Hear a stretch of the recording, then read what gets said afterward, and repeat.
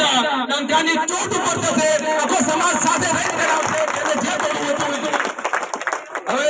कब तक बोझ संभाला जाए, गंध कहाँ तक पाला जाए, दूध छीन के बच्चों से मुख से क्यों नागों को पाला जाए, दोनों ओर लिखा हो भारत सिक्का वही उछाला जाए, तू है राणा का वंशज, तू है राणा का वंशज, फेंक जहां तक पाला जाए। जय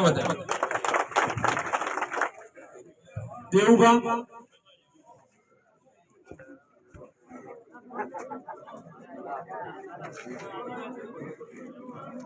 देवुभा બે શબ્દો કહેશે।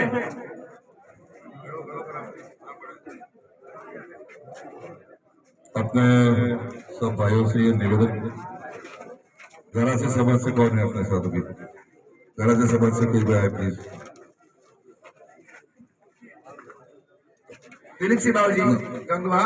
મારું ખાલી એક જ નિવેદન છે બધાને, લાસ્ટ નિવેદન, આપણે શાંતિપૂર્વક આપણે આટલી સંખ્યામાં આપણે ભેગા થયા છીએ,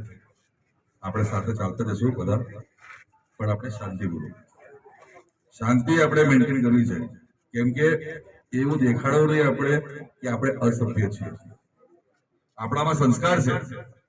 આપણે માતાજીની આરાધના